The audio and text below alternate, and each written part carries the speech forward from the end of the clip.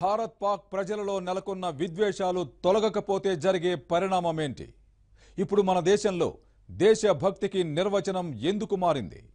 Surgical strikes తర్వాత Bharatiya Janata party graph పెరిగిందని, కర్ణాటకలో 22 స్థానాలు గెలుచుకుంటామని భారతీయ జనతా పార్టీకి చెందిన మాజీ ముఖ్యమంత్రి యడియూరప్ప చేసిన వ్యాఖ్యల్ని ఎలా అర్థం చేసుకోవాలి?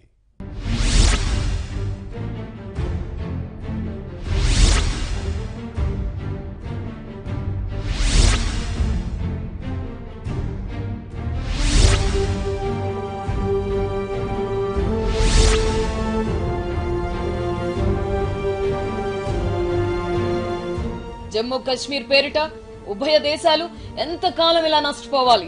ఎంతమంది వీర జవాన్లు, అమాయక పౌరులు ప్రాణాలు వదలాలి?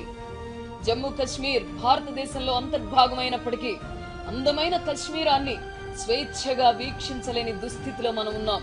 పాక్ ఆక్రమిత కశ్మీర్ కూడా ఎంతో అందమైంది. ఈ ప్రాంతంలో శాంతి నెలకొంటే స్విట్జర్లాండ్ వంటి దేశాలు మన కశ్మీర్ ముందు బలాదూర్ కాదా? కశ్మీర్ సంపన్న ప్రాంతంగా వెలసిలదా? ప్రజలు సుఖశాంతులతో జీవించేవారు కాదా? కశ్మీర్ ప్రజలలో పలువురు భారత ప్రభుత్వాన్ని తీవ్రంగా వ్యతిరేకిస్తున్నారు. పాక్ ఆక్రమిత కశ్మీర్ ప్రజలు కూడా పాక్ ప్రభుత్వాన్ని అంతగా ఇష్టపడరని అంటారు. కానీ అది నిజం కాదని వింగ్ కమాండర్ అభినందన్ పై జరిగిన దాడి చెబుతోంది. పారాచూట్ సాయంతో సురక్షితంగా కిందకు దిగిన అభినందన్ పై అక్కడి పౌరులే దాడి చేశారు. చివరకు పాక్ సైనికులే వచ్చి కాపాడారు. దీన్ని బట్టి మన జవాన్లపైన, మన ప్రజలపైన పాక్ ప్రజలలో ఎంత విద్వేషం ఉందో తెలుస్తోంది. ఉభయ దేశాల ప్రజలలో నెలకొన్న ఈ విద్వేషాలు తొలగిపోనంత వరకు ఉభయ దేశాల మధ్య శాంతి అసాధ్యం. శాంతి నెలకొనకపోతే అశాంతితో బతకాల్సిందే. అటు పాకిస్తానీయులు గాని, ఇటు భారతీయులు గాని ఎవరి బతుకు వారు బతుకుతున్నవారే. ఎవరి ఆస్తులను ఎవరు దోచుకోలేదు. అయినా దేశ విభజన జరిగి 7 దశాబ్దాలు దాటినా విద్వేషాలు పెరుగుతూనే ఉన్నాయి. నవజాత శిశువులలో కూడా విద్వేషాలను నూరిపోస్తున్నారు. ఇందుకు 2 దేశాలలోని పాలకులు కూడా కారణమని చెప్పవచ్చు. హిందుస్థాన్ ను చూపించి పాక్ పాలకులు, పాకిస్తాన్ ను చూపించి మన పాలకులు పబ్బం గడుపుకుంటున్న సందర్భాలు ఎన్నో. గతంతో పోల్చితే ఇప్పుడు మన దేశంలో దేశభక్తికి నిర్వచనం కూడా మారిపోయింది. జాతి పిత మహాత్మా గాంధీని తలుచుకునేవారు కరువయ్యారు. గాడ్సేలు ఆదర్శమయ్యే ప్రమాదం ముంచుకొస్తోంది. యుద్ధం వద్దు, శాంతి ముద్దు అని ఎవరైనా అంటే వెంటాడుతున్నారు. యుద్ధం ఎవరి కోసం?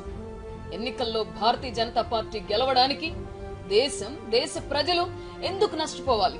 సర్జికల్ స్ట్రైక్స్ తర్వాత భారతీయ జనతా పార్టీ గ్రాఫ్ పెరిగిందని, కర్ణాటకలో 22 స్థానాలు గెలుచుకుంటామని భారతీయ జనతా పార్టీకి చెందిన మాజీ ముఖ్యమంత్రి యడియూరప్ప వ్యాఖ్యానించడాన్ని ఎలా అర్థం చేసుకోవాలి? యుద్ధ పరిణామాలు ఎంత భయంకరంగా ఉంటాయో ఈ తరానికి తెలియదు. లైట్లు ఆర్పుకొని చీకట్లో ఉండడానికి, అవసరమైతే దేశం కోసం చనిపోవడానికి ఎంతమంది సిద్ధం? సోషల్ మీడియాలో రంకెలు వేయడం వేరు, త్యాగాలు చేయడం వేరు. దేశం కోసం ప్రాణాలు త్యాగం చేస్తున్న జవాన్లకు తెలుసు తాము చేసిన త్యాగం ఏంటో. మా కోసం మీరు చనిపోండి అని కేకలు వేయడం త్యాగం కాదు. యుద్ధం మానసిక ఆనందాన్ని ఇవ్వదు, మానసిక ఆందోళనను, చివరకు ఆవేదనను మిగుల్చుతుంది. యుద్ధం కారణంగా మన దేశ ఆర్థిక వ్యవస్థకు జరిగే నష్టాన్ని తట్టుకొని నిలదొక్కుకోవడానికి ఎంత సమయం కావాలో యుద్ధం కోరుకునే వారికి తెలుసా?